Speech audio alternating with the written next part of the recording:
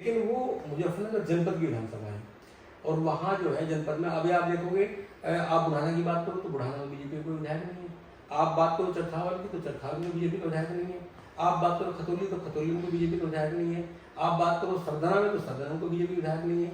सिर्फ एकमात्र विधायक थाना भवन काजी इनमें भी नहीं, थाना मुजफ्फरनगर सिटी में कपिल देव अग्रवाल है। और देखो कपिल देव अग्रवाल और संजीव बालियान के रिश्ते कैसे हैं सबको पता है। तो कहीं ना कहीं उन्हें भी ये लगा कि मीरापुर से अगर बीजेपी विधायक बन जाती है तो चूंकि वो मिथिलेश पाल ने उनके चुनाव में प्रचार किया, हार जीत अलग बात है, और इसीलिए उन्होंने पहले कमिटमेंट कर भी दिया था कि चुनाव जितवाएंगे। अब क्या होने वाला है, अब आप देखोगे आने वाले 3 दिन बाद पूरा माहौल 2024 जैसा होने वाला है। कैराना में जलवा दिखाया इकरा हसन ने, क्योंकि वो पढ़ी लिखी लड़की है और क्योंकि राजनीति उनकी विरासत में मिली है उन्हें, उनके बाबा सांसद रहे, उनके फादर चारों सदनों के सदस्य रहे, उनके भाई वहाँ विधायक हैं, और वो अपने बल पे मतलब अपने जो उनकी जो संस्कार थे, जो सौम्यता थी, उसके बल पे वो लोगों के दिल में एक फेस बनी, एक विनम्रता का चेहरा बनी और लगातार जो है वो लोगों से इंटरेक्ट करती रही, महिलाओं से मिली, across the caste across the religion महिलाओं का वोट उन्हें मिला है। तो अब इसमें नया ये होने वाला है कि अब 2024 जैसा घमासान मीरापुर में दिखेगा।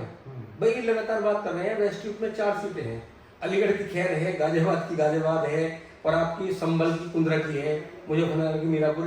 डॉक्टर साहब मीरापुर में घमासान ये हो रहा है, जो धुरंधर है भाई, हरिंदर मलिक मुजफ्फरनगर में डॉक्टर संजीव बालियान को हरा के सांसद बने, इकरा हसन वहाँ बीजेपी सांसद थे पूर्व में, उन्हें हरा के वो भी सांसद बनी। इन दोनों को पार्टी ने मीरापुर विधानसभा की जिम्मेदारी दी है।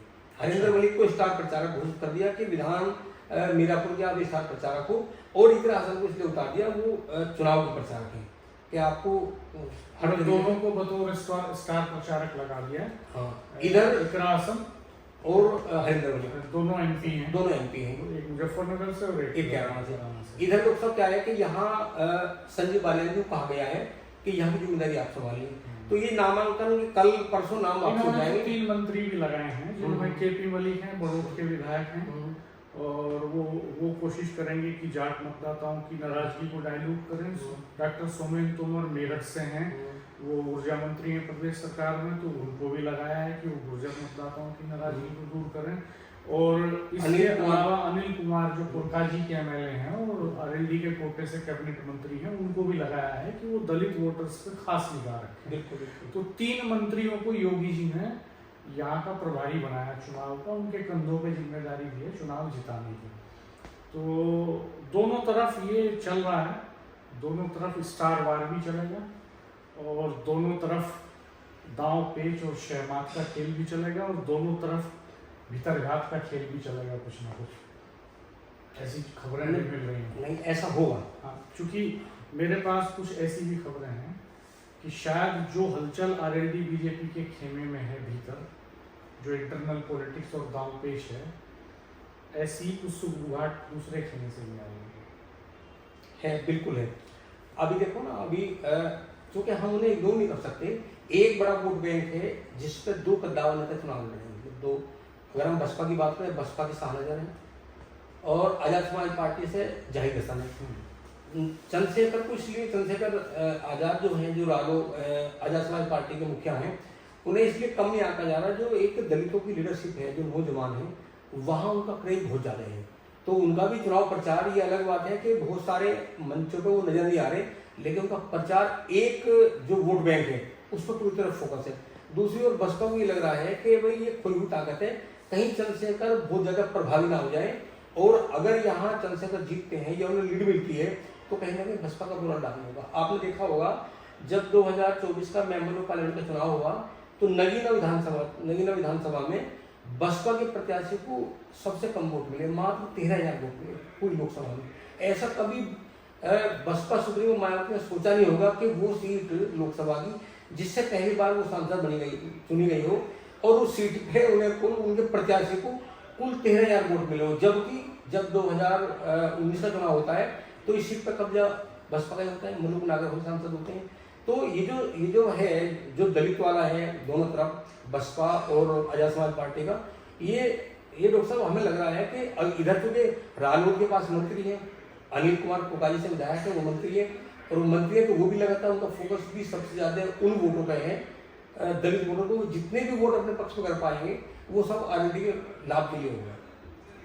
और सपा को लगता है, जैसे लोग बताते हैं, जितना दलित वोट गठबंधन से हटेगा, मतलब बीजेपी गठबंधन से जितना उधर जाएगा उतना कहीं लाभ मिलेगा सुम्बुलाना को, क्योंकि वो एक इतना बड़ा वोट बैंक है। जब वो वोट बैंक इधर आता है बीजेपी की तरफ तो वो चट्टान बनता है, और जब वो खिसकता है, इधर डाइवर्ट होता है, तो कमजोरी की एक वजह ये है।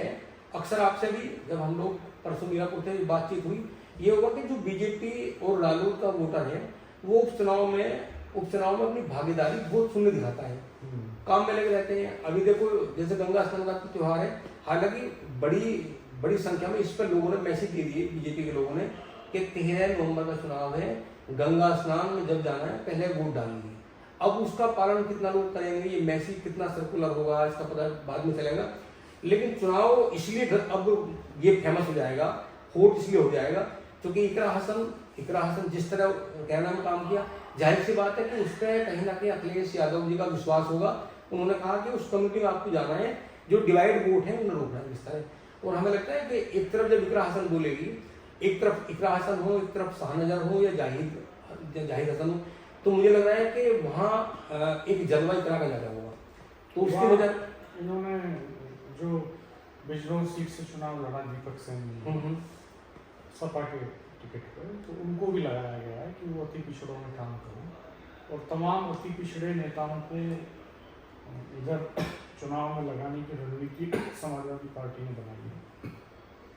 लेकिन अब इस पर डिपेंड करेगा कि कितना कोऑर्डिनेशन बन पाता है, संगठन उनके लिए कितना काम करता है। हालांकि जो मीटिंग है तो बीजेपी ने अभी ठान लिया है मीरापुर में, जहां तक बीजेपी अब ऐसा लगने लगा कि आरएलडी में चुनाव नहीं लड़ रही, वो चुनाव बीजेपी लड़, वो इसलिए कि मिथिलेश पाल बीजेपी के प्रत्याशी है, और 10 साल जो केंद्रीय मंत्री रहे संजीव बालियान, ये उनकी साख से जुड़ा मामला भी है। क्योंकि अब उनकी साख का मामला इसलिए है कि उनके प्रस्ताव पे मिथिलेश पाल का नाम आया, और मिथिलेश पाल देखो रालोद का जो वोट बैंक है, ठीक है अभी नाराजगी है बहुत सारे लोगों में, धीरे धीरे जैसा आज मीटिंग हुई, कल मीटिंग हुई, हमें लगता है कि आरएलडी का कुछ अगर पॉलिटिकल नेता को छोड़ दो तो ये प्रयास करेंगे कि वो एक मंच पर आ जाए तब तक। लेकिन एक्शन का रिएक्शन भी तो हो सकता है। जो संजीव बालियान कह रहे थे कि एक्शन का रिएक्शन होता है, तो जितना ये मैसेज जाएगा कि बीजेपी की कैंडिडेट है और बीजेपी ही चुनाव लड़ा रही है और इलेक्शन तो बीजेपी लड़ रही है, तो उतना रिएक्शन उधर आरएलडी के वोटर्स में हो भी तो सकता है, क्योंकि उनके भीतर जो ये भावना है कि भाई हमारे आदमी को टिकट नहीं मिला और अब पूरा इलेक्शन भी यही लड़ा रहे हैं, ये तो हो सकता है। तो ये हो सकता है कि भाई यही बना लेंगे, यही जिता लेंगे, ये फील भी तो आ सकता है। ये हो सकता है, ये हो सहमत हूँ कि अगर आरएलडी से